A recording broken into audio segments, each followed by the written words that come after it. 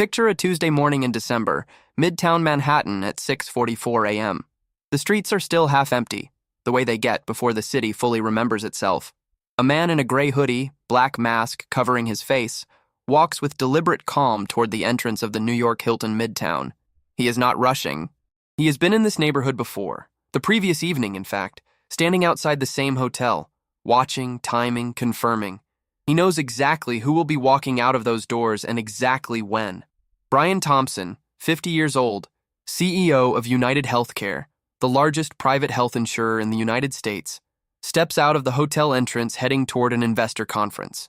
He has worked for United Health Group for 2 decades. He has a wife. He has children. He is, by every biographical measure available, a man who built a career the conventional way. Persistence, loyalty, institutional advancement. He does not know the man in the gray hoodie. He has never met him. He has no idea he has been studied, surveilled, selected. The first shot jams. The gunman clears the malfunction with practiced efficiency and fires again. Thompson falls. The gunman walks away, not runs, walks, turns a corner onto 54th Street, mounts a bicycle, and disappears into the city. The entire sequence lasts under 90 seconds. Surveillance cameras capture it from multiple angles. None of it helps immediately, because the man in the mask is very good at being invisible when he needs to be.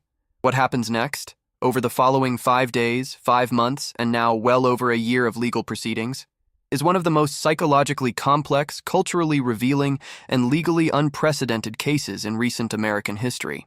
Not because the evidence is thin. The evidence, as it turns out, is overwhelming. But because of what the public did with it.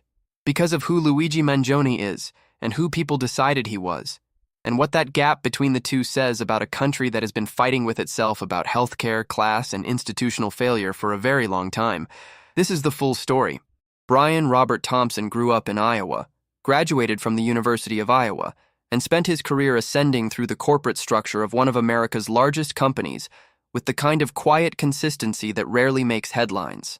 He became CEO of UnitedHealthcare, the insurance division of United Health Group, in April 2021. Under his tenure, the company generated revenue in the hundreds of billions. It also became one of the most frequently cited examples in national conversations about claim denial rates, prior authorization delays, and the mechanics of a system in which profit and patient care exist in direct structural tension with each other. Whether Thompson personally made decisions that harmed individual patients is a question that was never litigated and likely never will be. What is documentable is that his company, by multiple analyses, denied a higher percentage of insurance claims than most of its competitors. A 2023 investigation found that UnitedHealthcare's algorithm-driven denial system rejected a significant portion of claims without meaningful human review. Families described fighting for coverage of cancer treatments, surgeries, psychiatric care, and losing. Thompson had received death threats before December 2024. His family confirmed this. The threats were serious enough that he had personal security arrangements, though on the morning of December 4th, he was walking alone. It matters that we know this about Brian Thompson, not to assign moral weight to what happened to him, but because the story of Luigi Mangione cannot be understood without understanding the precise target he selected, and why that selection landed the way it did in the American public imagination. Luigi Nicholas Mangione was born on May 6, 1998 in Maryland. His family is one of the wealthiest and most established in the Baltimore area. His grandfather, Nicholas Mangione, built a real estate empire that grew into hospitals, country clubs, and philanthropic institutions. Luigi was, by every account from people who knew him, the kind of person who seemed to have the future pre-solved. He attended Gilman School, one of Baltimore's most prestigious prep schools. He graduated from the University of Pennsylvania's Engineering School in 2020, with a degree in computer science, a minor in mathematics, and a transcript that got him into anything he applied for. He was remembered by classmates as brilliant, warm, genuinely curious, the kind of person who founded a video game development club not because it was a resume item, but because he actually cared about game design as an art form. After graduation, he moved to Hawaii. He lived at Surf Break, a co-living space in Honolulu, popular with the kind of young, mobile, tech-adjacent professionals who are comfortable treating geography as a temporary variable. He co-founded a book club there. He did yoga. He worked remotely as a data engineer for a car-buying platform. He read constantly. His Goodreads profile listed hundreds of books, spanning philosophy, economics, political theory, and fiction. He was, in the language of his demographic, extremely online in a thoughtful way rather than a reactive one. And then, in 2023, something changed. The first documented shift was physical. Mangione had been dealing with back pain for some time. He had a condition called spondylolisthesis, a spinal misalignment that can range from manageable to debilitating. He posted an X-ray of his spine online showing hardware, plates, and screws. He described the pain as life-altering. People who knew him said the injury had taken something from him, the ability to exercise the way he had, to move through the world with the physical confidence he'd had before. He visited an emergency room in July 2023. He was, according to investigators, developing resentment not just toward his condition, but toward the systems he blamed for how it was handled. He was not, records confirm, a UnitedHealthcare customer. His grievance was not personal in the transactional sense. It was ideological. He had arrived at a worldview in which the American health insurance industry was not merely flawed or frustrating, but fundamentally, structurally predatory. And he had decided that conclusion required a response that went beyond policy disagreement. In February 2024, he told a friend he was going backpacking for a while. He traveled through Japan, Thailand, and other parts of East and Southeast Asia. In June of that year, he stopped posting on social media entirely. Friends noticed. Family members reached out to people he knew, trying to track him down, unable to reach him. He had not disappeared in the way that triggers formal concern. He was reachable, occasionally, but the person on the other end of those communications was operating on a different set of priorities than the person they thought they knew. We know this because of the notebook. When Luigi Mangione was arrested at a McDonald's in Altoona, Pennsylvania on December 9, 2024, he was carrying a backpack. Inside that backpack, officers found a 9mm ghost gun, a firearm with no serial number, assembled from components that are legal to purchase individually. They found a suppressor, also 3D printed. They found zip ties. They found a fake New Jersey driver's license. They found a survival kit, maps of Altoona, cash, bus tickets. They found a USB drive, a digital camera. They found a pocket knife and a spare magazine. And they found a red notebook.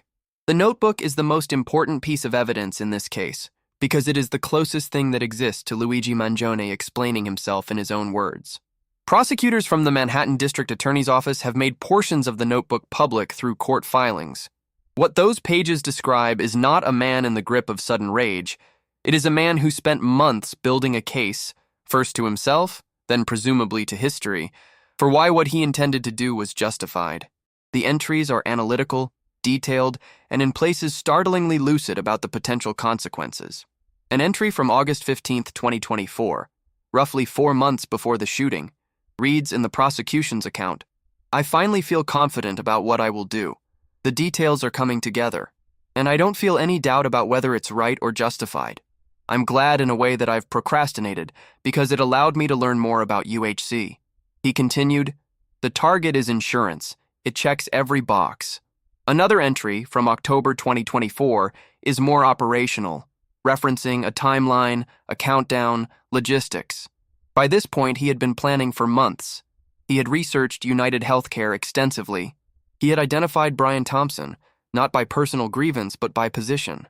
Thompson was the head of the largest private insurer in America. He was, in Mangione's framework, the most legible symbol of the system he wanted to indict. Prosecutors say he also initially considered a different target, referenced in the notebook by initials that have not been publicly disclosed, but concluded that target would do nothing to spread awareness or improve people's lives. He chose Thompson specifically because UnitedHealthcare checked every box: size, visibility, documented denial practices, public recognizability. The killing, in his documented framing, was not an act of personal revenge. It was an act he believed would function as communication. The words on the shell casings found at the scene, delay, deny, depose, confirm this. Those 3 words are a direct reference to the title of a 2010 book by law professor Jay Feinman, Delay, Deny, Defend, which documented the systematic practices used by insurance companies to avoid paying legitimate claims. The casings were not a coincidence. They were a citation. The manhunt lasted 5 days.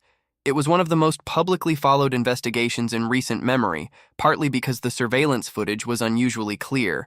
Multiple cameras captured the gunman's face, build, and movement, and partly because of what happened on social media in the hours after Thompson's death.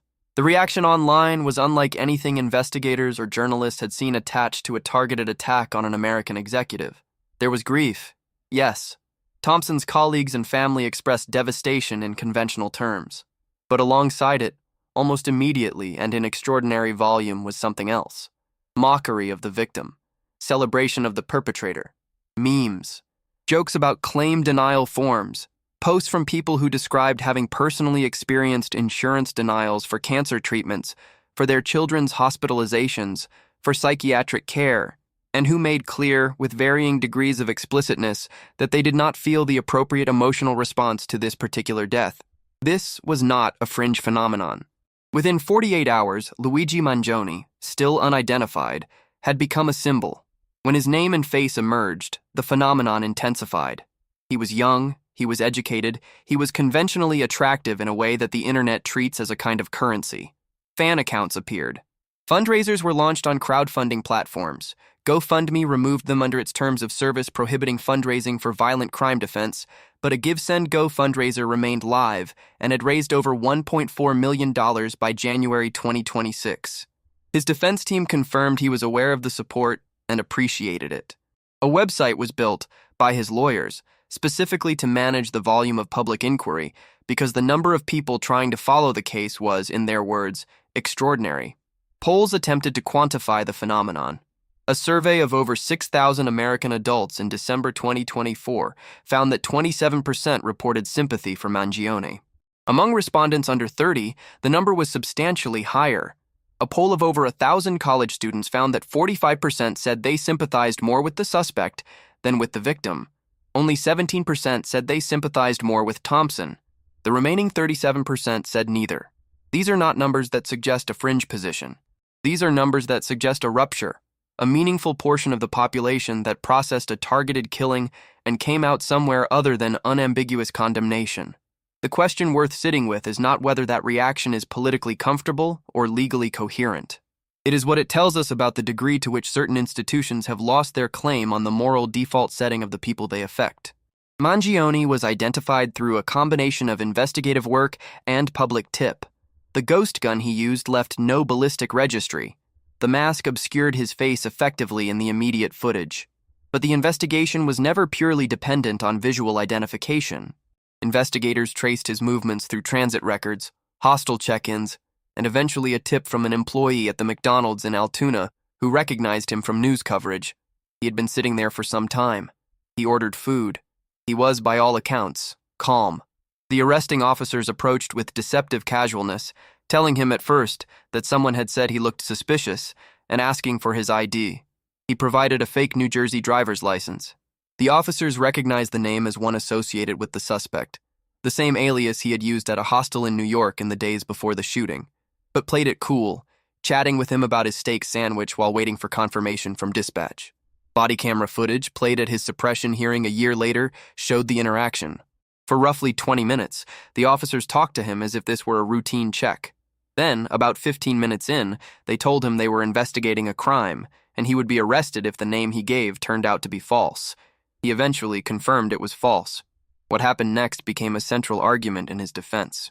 His lawyers contend that those 20 minutes of questioning, before he was formally advised of his right to remain silent, constitute a Miranda violation, making his statements during that period inadmissible. Federal prosecutors argued the search of his backpack was standard procedure for officer safety and required no warrant. The judge who heard the suppression arguments allowed the evidence from the backpack to stand. The Miranda question remains contested. Mangione was arrested without resistance. He was extradited to New York on December 19, 2024, and arraigned on state charges 3 days later. He pleaded not guilty. He has maintained that plea across every subsequent court appearance. What followed was a year of overlapping legal battles across 3 jurisdictions. New York state prosecutors charged him with second-degree murder and multiple weapons counts. Federal prosecutors, operating under the Southern District of New York, brought a separate indictment, and Pennsylvania state charges for the events surrounding his arrest were filed as well. The federal case was the most significant in terms of stakes. U.S. Attorney General Pam Bondi formally directed prosecutors to seek the death penalty in April 2025, calling the killing a premeditated, cold-blooded assassination that shocked America. It was the first capital case brought by the Justice Department in the Trump administration's second term. The political valence of that decision was not lost on anyone. Outside the federal courthouse, protesters gathered holding signs opposing the death penalty for Mangione. A billboard truck circled the block with rotating messages accusing the government of pursuing capital punishment for political reasons. In September 2025, the New York State judge dismissed the terrorism-related murder charges, ruling that the prosecution hadn't established the threshold required to characterize the act as terrorism under state law. The standard murder count survived. Then, on January 30th, 2026, the federal judge hearing the capital case issued a ruling that dismantled the government's death penalty case on technical legal grounds. Judge Margaret Garnett concluded that the stalking charges at the center of the federal indictment did not legally qualify as crimes of violence under the controlling Supreme Court precedent, and without that classification, the death-eligible murder charge couldn't stand. She acknowledged in her written opinion that the analysis required may strike the average person, and indeed many lawyers and judges, as tortured and strange, and the result may seem contrary to our intuitions about the criminal law. She applied it anyway, because that is what the law required. Mangione no longer faces execution. He faces, at most, life in prison without parole across multiple counts in multiple courts. The state trial is tentatively scheduled for June 2026.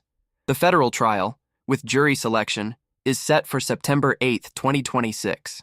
Both timelines are subject to the kind of motion practice and procedural volatility that defines high-stakes litigation. When he was escorted out of a courtroom after one hearing, Mangione turned to the gallery and said, loud enough to be heard, "It's the same trial twice. 1 + 1 is 2. Double jeopardy by any common-sense definition." His lawyers are fundraising, publicly supported, strategically aggressive. His case is being watched not just by legal analysts, but by the kind of public that watches it the way people once watched political trials, for what it says about power, legitimacy, and who gets to decide what counts as justice. There is a version of this story that is simple. A man planned and carried out the targeted killing of another man who had done him no personal harm. He documented his reasoning in a notebook. He assembled a weapon designed to evade tracing. He traveled to New York, surveilled his target the night before, and shot him in the back on a public street in front of multiple cameras. The evidence against him is, in the prosecution's own words, open and shut. That version is accurate. It is also incomplete. What makes this case genuinely difficult, not morally simple, not legally comfortable, is that Luigi Mangione apparently understood exactly the kind of case he was building, and he built it anyway with the explicit intention of forcing people to weigh the act against the system that, in his framing, had made it legible. He wrote in his notebook that he had thought carefully about the court of public opinion. He anticipated the debate that would follow. He was not wrong about the debate. He was, depending on your framework, catastrophically wrong about whether the debate justified the act, or he was the person who finally made the act impossible to look away from. Criminologists who study politically motivated violence describe this pattern as grievance terrorism, when the perpetrator has systematically developed an ideological rationale for violence against symbolic targets. What distinguishes Mangione's case from most examples of that category is the degree to which his rationale, even if his methodology is indefensible, resonated with millions of ordinary people who had no particular taste for violence, but had personal experience with the system he described. The UHC physicians who quietly requested that their names be removed from denial letters after Thompson's death, afraid to be publicly identified as the people who said no, that detail tells you something. The UnitedHealth Group employees who stopped wearing company-branded clothing in public, that tells you something too. Not about the legitimacy of what Mangione did, about the degree to which the system he targeted had already generated, quietly and without headlines, a kind of diffuse rage that was looking for somewhere to land. Brian Thompson's family is grieving. His children lost their father. His wife lost her husband. Whatever Thompson's professional role in a contested industry, he was also a human being with people who loved him, and the specificity of that loss does not become abstract because a political argument attaches itself to the manner of his death. Every serious engagement with this case has to hold that fact without letting it become a rhetorical trump card that closes off examination of the system he represented. Luigi Mangione, for his part, appears to have understood that the personal and the systemic would inevitably collide in the public's processing of this case. His notebook entries suggest he thought about it. The words on the shell casing suggest he wanted the collision to happen. Whether that makes him a person of conscience who made a catastrophically wrong choice, or a person whose stated ideological clarity is being used to launder premeditated targeted violence, is a question that courts will not answer, and public opinion has already split on, roughly along the lines that American opinion splits on almost everything right now.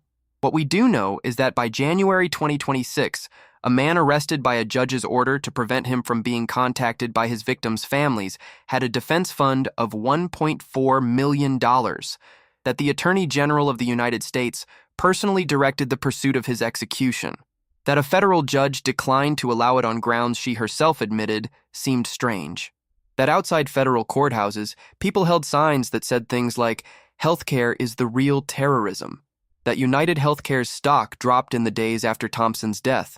That the company advised its doctors not to sign their own names to denial letters. The trial, or trials, will determine what happens to Luigi Mangione legally. They will not determine what this case means.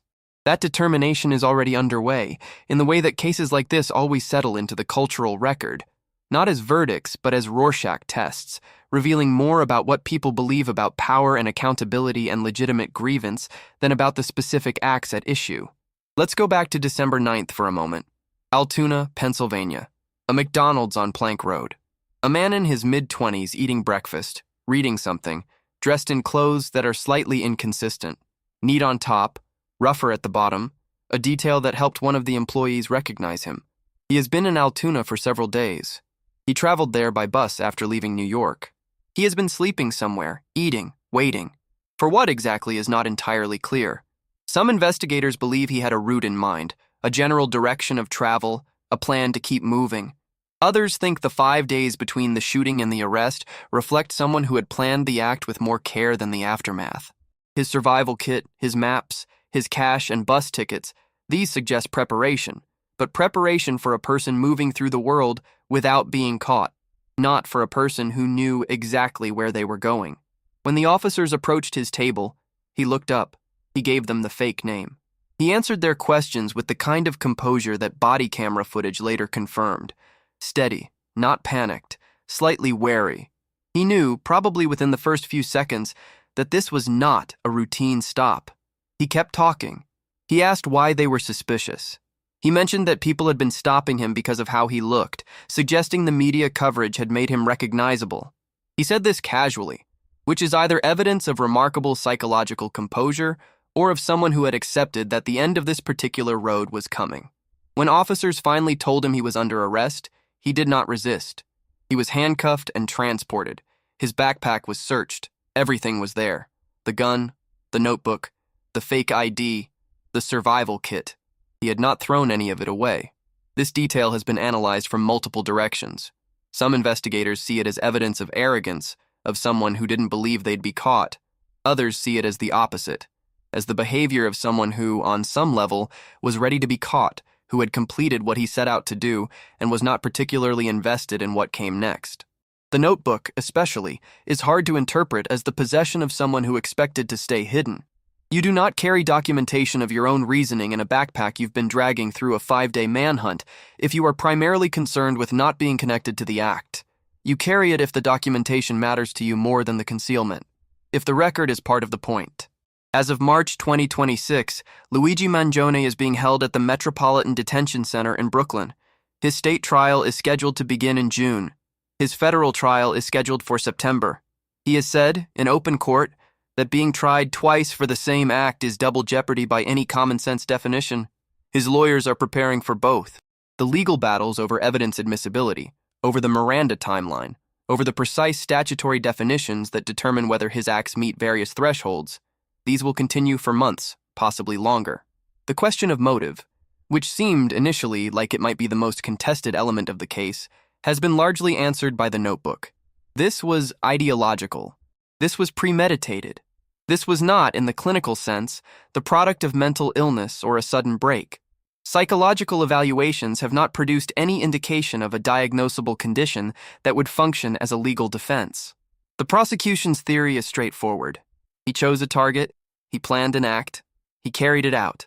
What remains genuinely contested, not legally but culturally, is whether the system that shaped his anger bears any of the moral weight of what happened on that street in Manhattan. Whether Brian Thompson's death can be understood as something other than a pure tragedy, or whether attaching systemic critique to it is a form of post hoc justification for violence that serves no one. Whether the $1.4 million in his defense fund represents democratic sympathy for a principled, if misguided actor, or a troubling normalization of targeted attacks on individuals who represent systems people resent. Courts don't answer questions like those. Courts answer narrower questions about specific acts and specific legal standards. The broader questions about what this case reveals, about what it costs a society when institutional failures generate the kind of rage that finds no legitimate outlet, about whether any of the conditions Mangione described have changed or will change as a result of the attention his act generated. Those questions are still open. What we know is that on the morning of December 4th, 2024, Brian Thompson walked out of a hotel toward an investor conference and did not come home. That the man who stopped him had spent months building a case in a red notebook.